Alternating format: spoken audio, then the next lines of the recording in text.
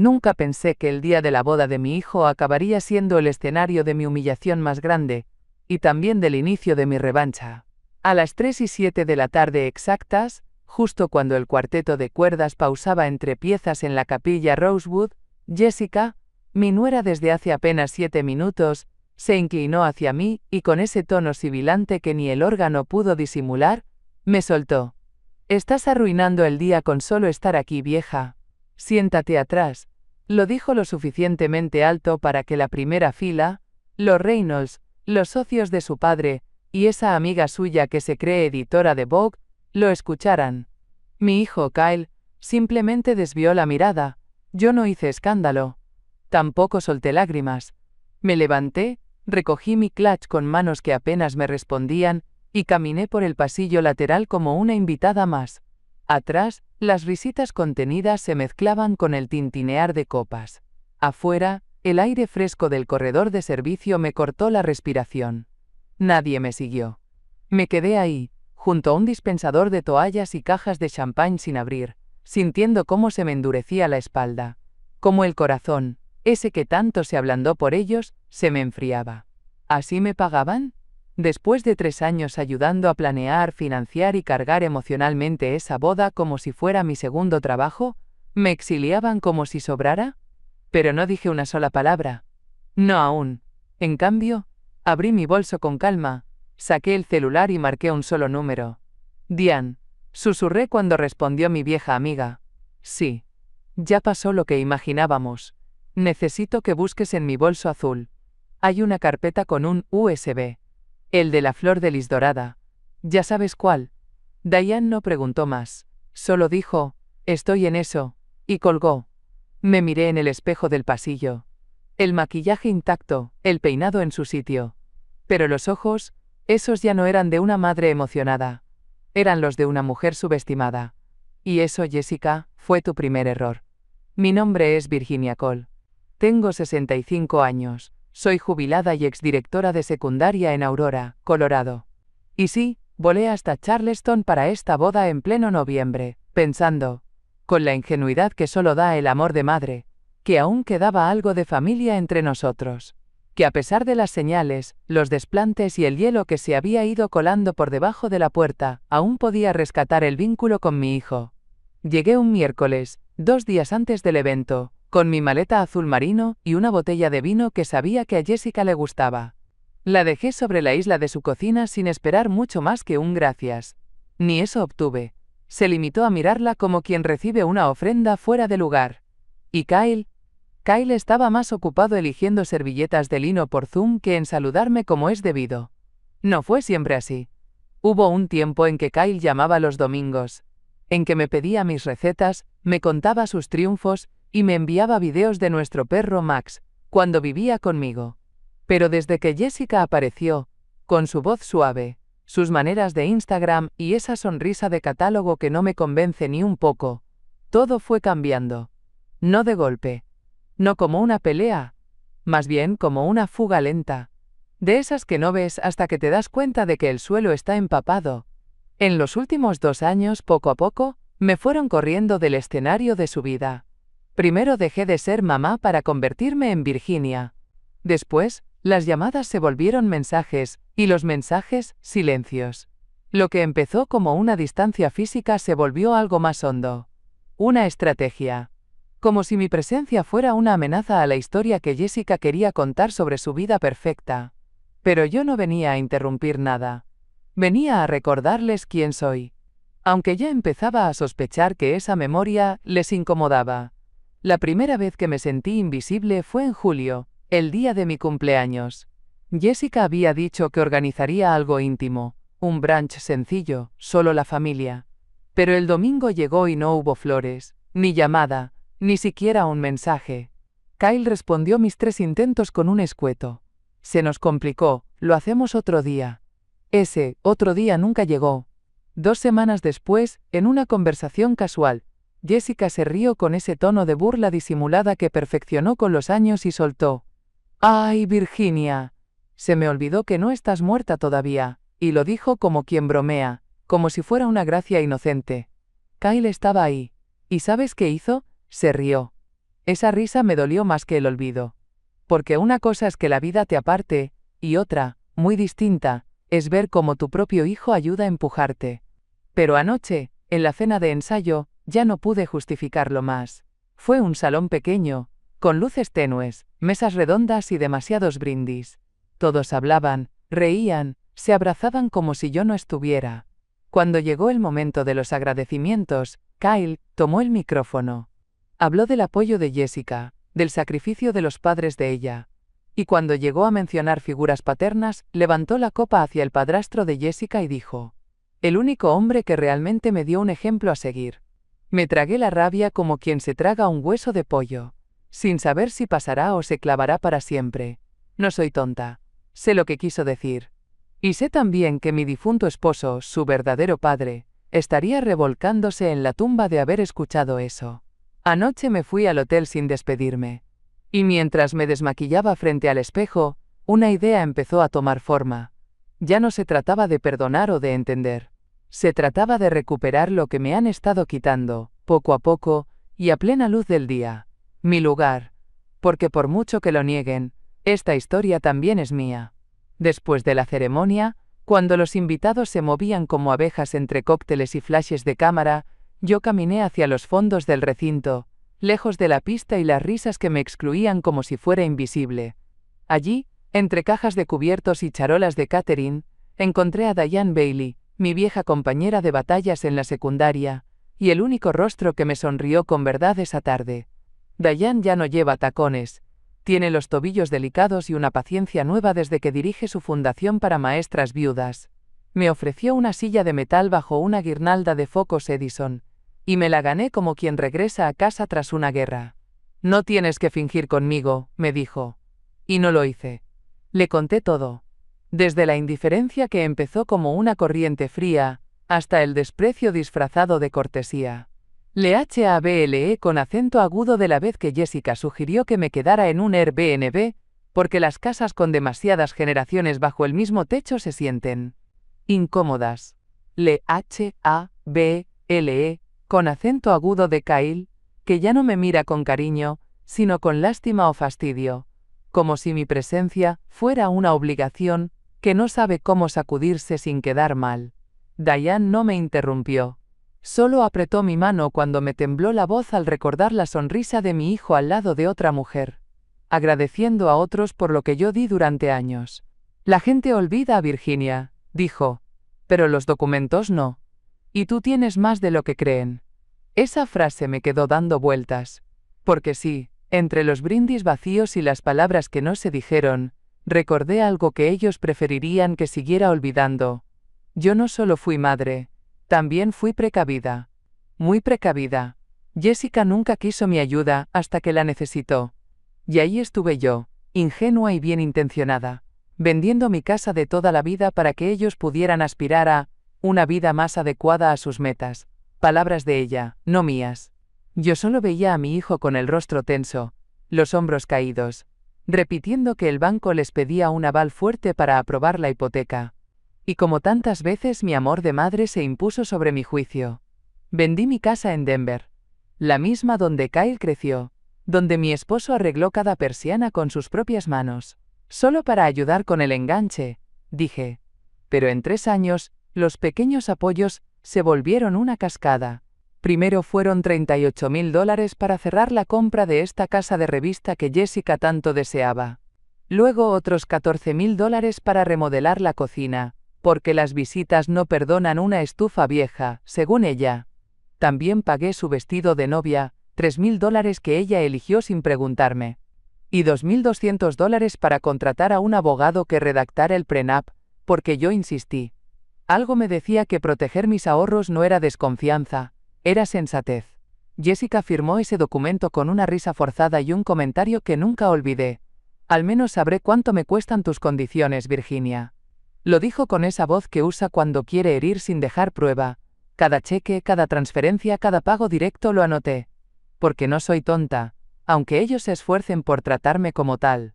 Guardé los recibos en una carpeta azul, la misma donde conservo la póliza del seguro de vida de mi esposo, y las copias certificadas de nacimiento. Todo estaba ahí, con fechas, montos y descripciones. $110.400. Esa es la cifra exacta. Y aún así, me llaman carga. Me esconden detrás de columnas, me quitan la palabra y me reducen a una línea genérica en el programa del día. La primera señal no fue un portazo, ni una discusión. Fue una broma. Una de esas que se lanzan con sonrisa brillante y copa en mano, como quien no quiere herir, pero igual lo hace. Ocurrió hace 2 meses, en un brunch de compromiso que Jessica organizó en casa de una amiga. Llevaban servilletas con monograma, cupcakes con sus iniciales, y una torre de mimosas donde cada vaso parecía costar más que mi pensión mensual.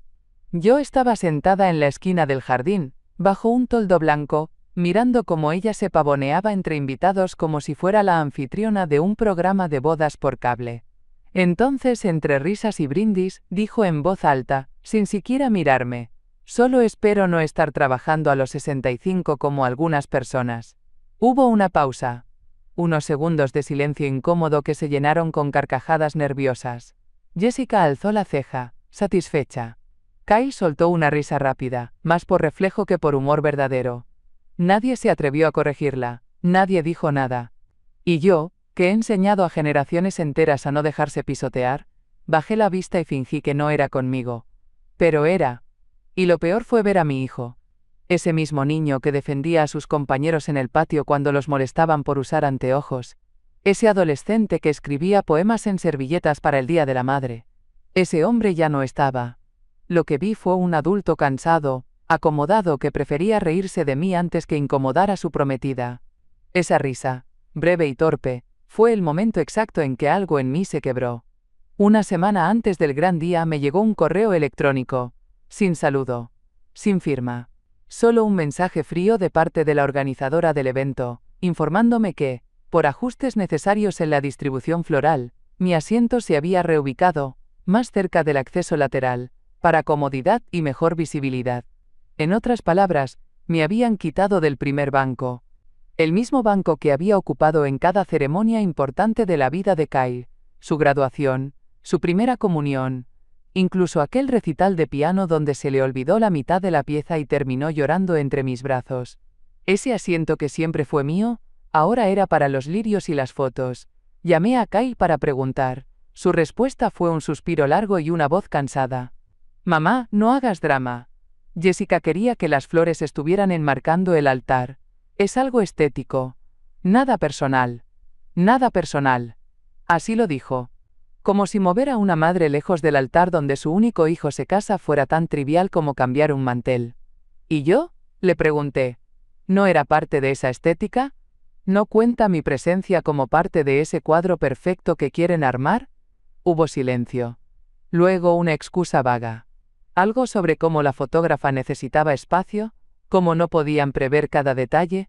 Corté la llamada antes de decir lo que ya hervía en mi garganta, porque si hablaba, me desbordaba. Y aún no era el momento. Pero esa noche, mientras revisaba mi itinerario de vuelo y doblaba por 10ª vez el vestido azul marino que había elegido con tanto cuidado, supe que algo en mí había cambiado. Me estaban dejando claro, de forma meticulosa, que yo no era bienvenida en primera fila, ni en el altar, ni en su vida. Llegué temprano a la capilla esa mañana. Me detuve unos minutos frente al espejo del vestíbulo, ajusté mi peinado, repasé los labios con discreción, y alisé las arrugas de mi vestido azul. Tenía que estar impecable, aunque el mundo se empeñara en borrarme. Había pedido una corsaje sencilla, un pequeño arreglo con flores azules, a juego con mi vestido. Nada extravagante, pero al llegar, no había ninguno reservado a mi nombre. Pregunté a la encargada de flores y revisó la lista. «No aparece aquí, señora». Tal vez fue un error. Error. Otro más. O tal vez el mismo repitiéndose, una y otra vez con distinta cara. Decidí dejarlo pasar. Ya no tenía energías para exigir lo que debería ser evidente. Caminé hacia la mesa donde estaban los programas impresos y busqué el mío, el que Jessica me había prometido que incluiría una mención especial como madre del novio. Lo abrí. No aparecía mi nombre. En su lugar, Family Guest Cole, ni siquiera Virginia, solo un título genérico, como si yo fuera una pariente lejana traída por cortesía. Respiré hondo. Me dije que quizá era otra confusión. Pero cuando intenté entrar a mi habitación del hotel después del mediodía, la tarjeta ya no funcionaba. Bajé a recepción. La salida fue programada para las 12 del mediodía, señora, me dijeron con tono neutral. No hubo disculpa. No hubo explicación de parte de Kyle. Solo silencio. Me senté en el lobby con la maleta a mi lado, como si fuera una extraña que se había colado en la historia de otros. Y ahí, mirando el ir y venir de los demás invitados, entendí. No era un olvido. Era un plan. Una serie de decisiones milimétricas para empujarme fuera del encuadre, fuera de la narrativa. Jessica había logrado lo que quiso desde el inicio. Una boda sin interferencias, sin pasado, sin madre incómoda, que opacara su cuento de hadas. Faltaban pocos minutos para que comenzara la recepción, cuando se me acercó un joven con chaqueta negra y una tablet. Sonriente, como quien da una noticia menor, me dijo: «Disculpe, señora Cole. No está en la lista de menú de platos servidos. Usted está registrada como buffet». «Está bien así, buffet». Tragué saliva y asentí sin decir palabra. Él se fue sin notar el temblor en mis manos. Miré hacia el salón principal. Las mesas estaban vestidas con manteles de lino blanco, copas talladas, platos de porcelana. En cada asiento, una tarjeta con nombres caligrafiados y menús individuales, cuidadosamente doblados. Jessica estaba en el centro, rodeada de cámaras, sonriendo con esa perfección que había ensayado frente al espejo 1000 veces. Y Kyle. Kyle estaba a unos metros, junto a los padrinos. Me vio. Eso lo sé. Me vio desde el fondo de la sala, parado con una copa de vino en la mano, y desvió la mirada. No hizo gesto alguno. Ni una seña para invitarme a sentarme, ni una sonrisa de consuelo. Solo apartó los ojos, como si mi presencia lo incomodara. Como si fuera una tía lejana con la que no se sabe qué decir. No era el pollo o el filete lo que me dolía. No era el asiento apartado ni el tenedor de plástico. Era el desinterés. Esa forma de ser ignorada que no necesita gritos. La que se hace con gestos pequeños, hasta que te hacen sentir que estás usurpando un lugar que nunca fue tuyo. En otra mesa, vi a la familia Reynolds. Ellos sí tenían sus platos servidos. Escuché a una de las tías decir: «Qué elegante todo. Hasta la mamá de Jessica tiene un vino especial». La mamá de Jessica. Siempre ella. Siempre el centro. Yo, en cambio, era un borrón en los márgenes. La sombra que nadie quería en la foto. Cuando los invitados comenzaron a entrar al salón de recepción y las primeras notas de jazz llenaron el aire, yo no los seguí. Me escabullí hacia el pasillo de servicio, aquel mismo donde me refugié tras el insulto de Jessica horas antes. Había algo en ese rincón sin flores ni focos que se sentía más honesto que todo el evento junto. Me senté en una banquita de plástico junto al horno industrial. Las luces fluorescentes zumbaban, y el olor a panecillos horneados flotaba en el aire. Saqué mi celular, revisé que nadie estuviera cerca y marqué. «Diane», dije apenas respondió. «En mi bolso azul, en el folder de cuero. Hay un USB, el de la flor dorada». Silencio. Luego, su voz tranquila y firme: «El que guardaste por si algún día». «Ese mismo», interrumpí. «Lo necesito ahora». Ya pasó todo lo que tenía que pasar. Diane no hizo más preguntas. Solo prometió que lo tendría listo. Porque ella también había visto lo que muchos fingieron no notar. Me había visto sentada sola, sin copa de bienvenida, sin nombre en la mesa. Me había escuchado contener la voz más veces de las que una mujer debería. Guardé el teléfono y apoyé la cabeza contra la pared fría. Mis manos seguían temblando, no de tristeza, sino de algo más profundo. Una mezcla de indignación y lucidez. El tipo de claridad que llega cuando ya no esperas nada, pero aún te queda todo por decir. Porque ese USB no era solo un archivo. Era un espejo. Un registro preciso, de cada favor, cada depósito, cada mensaje que nunca debieron escribir si pensaban negarlo después. Tenía imágenes, audios, y la versión real de esta historia. Cuando colgué con Diane, me quedé ahí sentada unos minutos, mirando las sombras moverse por el suelo de concreto. El bullicio de la boda era apenas un murmullo lejano, como una fiesta ajena que nunca fue para mí. No sentí tristeza. Sentí algo más parecido a orden, como si dentro de mí, por fin, las piezas hubieran encajado. Me levanté con lentitud, tomé el bolso del que nadie se había ofrecido a ayudarme antes, y caminé hasta la puerta trasera del recinto. Afuera, la brisa era fresca, y la noche empezaba a caer. Pedí un taxi, no al hotel, sino directamente a la sucursal del Federal Credit Union que conocía bien. Cerraban en media hora. Cuando llegué, la empleada de recepción me reconoció. Señora Cole, ¿cómo está su hijo? Me limité a sonreír. ¿Hoy? No tan bien como yo. Saqué de mi bolso el formulario ya completado. La solicitud de cierre de la cuenta conjunta que Kyle y yo habíamos abierto 2 años atrás. Una cuenta pensada como el fondo del regalo de boda, donde solo él tenía tarjeta y acceso, y que se había transformado en su cajero automático personal. El saldo era de $62.000. Yo lo sabía porque hacía semanas había transferido mis fondos a una cuenta separada y dejado solo lo que había sido aportado por mí. Lo justo. Ni $1 más. Firmé el cierre ante la notaria. El papel se deslizaba por la impresora como una sentencia silenciosa. Sellado. Oficial. Irrevocable. De vuelta en el taxi, miré por la ventana las luces de Charleston difuminarse. No era solo dinero lo que había recuperado. Era control. Era el fin de esa cuerda invisible con la que me habían atado emocional y financieramente, haciéndome sentir necesaria solo cuando convenía. Volví a mi Airbnb al caer la noche. Una casita modesta, a unas calles del bullicio del centro, con sábanas blancas y una mesa de escritorio que me sirvió mejor que cualquier mesa del banquete. Colgué el vestido en la puerta del armario. Me lavé el rostro con agua fría. Y entonces abrí mi bolso.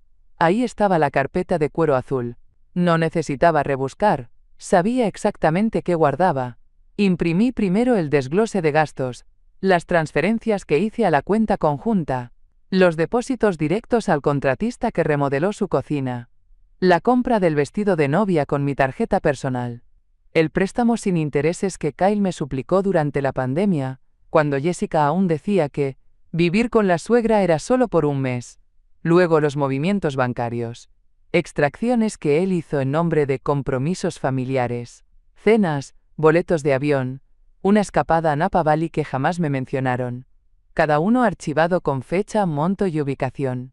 Por último, el documento más valioso, el pagaré, redactado por un abogado, firmado por Kyle en una tarde nerviosa, cuando no sabía cómo salir del hoyo financiero en que se había metido.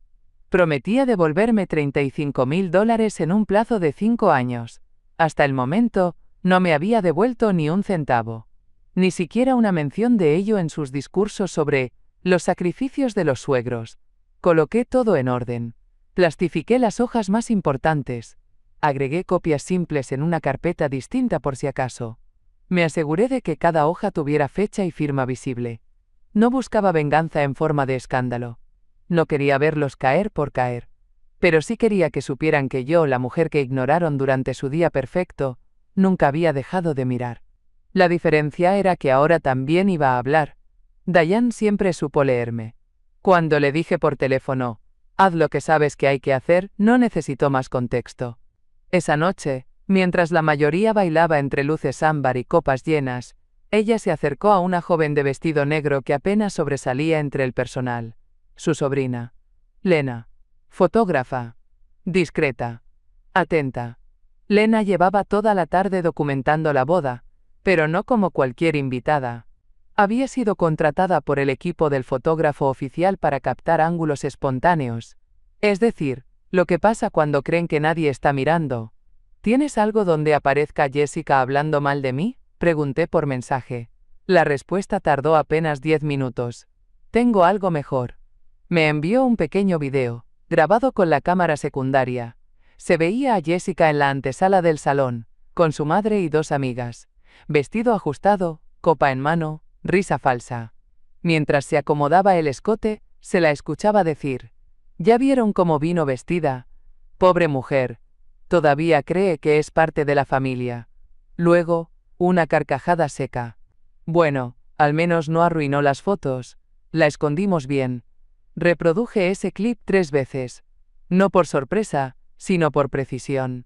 Lena lo había recortado, limpiado el audio y colocado un sello con la hora y el lugar. Todo estaba en orden. Impecable. Le pedí que lo guardara en el USB dorado, junto con los documentos. Le agregamos una portada, simple pero clara. Mother of the Groom Tribute, Play at Cake.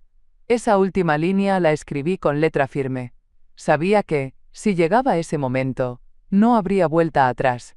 El punto de quiebre no sería solo para mí, sería para todos. Lo que me dolió no fue que Jessica pensara que yo no pertenecía, fue que lo dijera en voz alta, que lo celebrara, y que Kyle, en algún rincón del salón, supiera exactamente cómo se sentía ella, y aún así no hiciera nada. Esa omisión tenía un precio. Y yo estaba lista para que lo pagaran. A las 5:30 de la madrugada en punto, volví al recinto. Mismo vestido azul. Mis zapatos ya no dolían. Quizás porque mi cuerpo entero estaba anestesiado por una claridad que no había sentido en años. Nadie me notó al entrar. Perfecto. No necesitaba atención. Necesitaba acceso. El salón estaba en su apogeo. Las luces bajas, las velas encendidas, el DJ preparando la pista para el primer baile como esposos. Jessica se reía en una esquina con sus amigas. Kyle hablaba con el padrastro de ella, agitando su copa. El resto de los invitados flotaban entre mesas decoradas con orquídeas, sin imaginar que en minutos, todo cambiaría. Caminé directo al área técnica. El muchacho del sonido, un joven flaco con mirada inquieta, estaba ajustando cables. Me acerqué sin apuro. ¿Eres tú quien maneja el proyector?, pregunté. Sí, señora, dijo cortés pero distraído. Le entregué el USB dorado. Mother of the Groom Tribute, Play at Cake. Estaba etiquetado con una caligrafía elegante, idéntica a los letreros de la boda. No levantaría sospechas. Es un pequeño homenaje, le expliqué. Unas fotos y audios para acompañar el corte de pastel. Jessica lo aprobó hace semanas. Solo dale play cuando veas la señal. Mi pañuelo blanco sobre la mesa de los postres. Él asintió, sin mirar demasiado el contenido. Solo conectó el dispositivo al sistema y me dijo que todo estaría listo. Me retiré igual de silenciosa que llegué. Me senté en una mesa al fondo, entre dos tías políticas que apenas recordaban mi nombre. Nadie preguntó por mí. Nadie me saludó. Kyle no volteó. Pero Lena me vio. Desde la pista, levantó apenas la barbilla. Un gesto pequeño, entre cómplices. Todo estaba en marcha. Y mientras el salón vibraba con los últimos acordes de Can't Help Falling in Love, yo deslicé mi pañuelo blanco sobre el mantel, con un movimiento lento, calculado. Una coreografía sin música. A las 6:02 de la mañana en punto, cuando Jessica y Kyle sostenían la espátula de plata frente al pastel como si aún estuvieran jugando a ser felices, el salón entero titubeó. Las luces parpadearon una vez, luego otra. Apenas unos segundos de penumbra bastaron para detener las conversaciones, como si el lugar mismo contuviera la respiración. Jessica giró hacia el técnico de sonido, con el ceño crispado. ¿Qué está pasando? Su tono, estridente, rompía con la música que acababa de cesar. Y entonces, sin previo aviso, el proyector cobró vida. Primero apareció una pantalla blanca. Luego, con una transición suave, la primera frase en letras doradas, perfectamente legible desde cualquier rincón del salón. El verdadero costo de esta boda. Al principio, algunos rieron, pensando que se trataba de una broma, una sorpresa humorística, quizá un guiño con fotos del pasado. Pero esa risa se deshizo al segundo slide. Una tabla contable, simple, precisa, sin adornos. Transferencia, $12.500. Abogado prenupcial, $2.200. Vestido de novia, $3.000. Remodelación de cocina, $14.000. Cada línea acompañada por una foto. Jessica brindando en mi cocina recién reformada. Kyle en traje firmando papeles que yo financié. Las cifras no eran el golpe. Era lo que revelaban. Eran pruebas, cronologías, decisiones que creían haber enterrado bajo la alfombra de su nueva vida. Y entonces vino el audio. Jessica, con esa risa que ahora sonaba hueca. Mientras la vieja pague yo elijo lo que quiero. Kyle, como si nada. No le digas cuánto apuesto. No lo entendería. Jessica, una vez más. ¿Trabajar a los 65? No, gracias. Que lo haga su madre. ¿No para eso están? El silencio ya no era tensión. Era juicio. 140 personas lo miraban todo. Inversionistas, familiares, amigos de ambos. Nadie dijo una palabra. Jessica no se movía. Aún tenía la espátula en la mano, suspendida, inútil. Kyle, de pie junto al pastel, giró lentamente la cabeza. Me buscó entre los rostros. Me encontró. Y bajó los ojos. Frente a los 140 invitados que esperaban escuchar un brindis o alguna anécdota graciosa sobre los novios, lo que encontraron fue otra cosa. No una historia inventada, sino la verdad envuelta en papel de regalo digital. Nadie hablaba, ni siquiera los más propensos al chisme. Los familiares de los Reynolds mantenían la vista fija en la pantalla, como si leer cada línea pudiera explicarles qué clase de matrimonio acababan de bendecir. Los inversores de la startup de Jessica, esos mismos que habían enviado arreglos florales del tamaño de refrigeradores, se miraban entre sí con las cejas alzadas y los labios sellados. Los presentadores de noticias locales, sí, también estaban ahí, porque a Jessica le encantaba mostrar que tenía contactos, empezaban a susurrar entre ellos con ese tono que precede a los titulares. La pantalla continuaba. El video no era largo, pero estaba diseñado para dejar huella. Cada clip, cada imagen, cada palabra estaba donde debía. No había insultos, ni exageraciones. Solo hechos. Fríos. Dolorosamente verificables. Y detrás de todo eso, mi voz. No la mía literal, sino la que ellos se negaron a escuchar durante años. La voz de una mujer que dio, cedió, aguantó, y aún así fue empujada fuera del marco familiar, como si fuera una molestia administrativa. Nadie esperaba que yo supiera cómo contar mi versión. Se olvidaron que fui directora de escuela por más de 20 años. Que lidié con adolescentes rebeldes, padres ausentes, inspectores corruptos, presupuestos imposibles y dolor ajeno que siempre tuve que ordenar con paciencia de acero. ¿Y creyeron que no sabría documentar mi propio exilio? Cuando la última imagen se desvaneció de la pantalla, no hubo música que retomara el ambiente ni brindis improvisado para distraer a los invitados. Solo un murmullo bajo, como el de una sala de espera donde todos saben que algo irreversible acaba de suceder. En ese instante, sin apuro ni teatralidad, Diane caminó desde una de las mesas laterales hasta donde yo estaba. Llevaba en la mano una copia impresa del dossier, con cada documento autenticado y encuadernado. Se plantó al frente, junto a la mesa principal, y alzó la voz con esa seguridad que ambas conocíamos desde los días en que controlábamos auditorios llenos de adolescentes, que creían que sabían más que nosotras. Confirmó que todos los archivos eran reales, que cada transacción tenía respaldo, que cada audio tenía contexto. Y lo dijo no para defenderme, sino para dejar claro que no había duda posible. Fue entonces cuando el señor Reynolds, padre de Jessica, accionista mayoritario de su empresa, y hombre que pocas veces se levantaba sin tener algo importante que decir, se puso de pie. Su voz era pausada, no enojada, pero sí cargada de algo peor, decepción. Preguntó, con los ojos clavados en su hija, ¿tomaron nuestro dinero para esta boda sabiendo que ella estaba pagando todo? Nadie respondió. Jessica no pudo. Kyle tampoco. Ambos parecían estatuas recién caídas de un pedestal que ya no sostenía nada. Las tías dejaron sus copas sobre las mesas. Unos invitados empezaron a recoger sus cosas sin decir palabra. No hubo insultos, solo miradas que ya no reconocían a los protagonistas del cuento.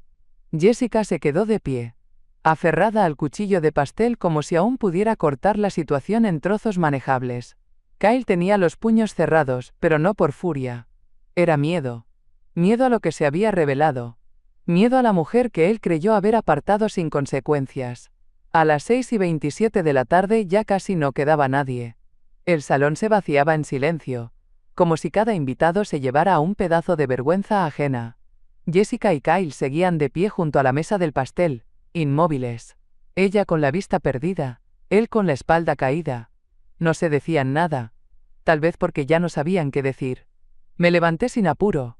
Tomé mi bolso y el sobre que había guardado con cuidado. En su interior, los papeles de transferencia del condominio. Ya no era compartido. Ahora era solo mío. No por venganza, por justicia. Pasé junto a la mesa de regalos, y ahí estaban, casi como un símbolo, las llaves antiguas de mi vieja casa. Jessica las había devuelto con burla un año antes. Son cosa del pasado, dijo entonces. Las recogí sin prisa. El pasado, al fin y al cabo, también es mío. Salí del recinto sin mirar atrás. El cielo de Charleston se oscurecía. Pero en mí todo estaba más claro que nunca. No necesitaba aplausos ni disculpas. Ya no era la madre ignorada, ni la mujer sentada detrás de una columna. Era alguien que se volvió a levantar, con todo lo que quisieron arrebatarle en su sitio. Porque al final, no vencí con gritos ni rabia. Vencí caminando en silencio, con las llaves en el bolsillo y el control en las manos.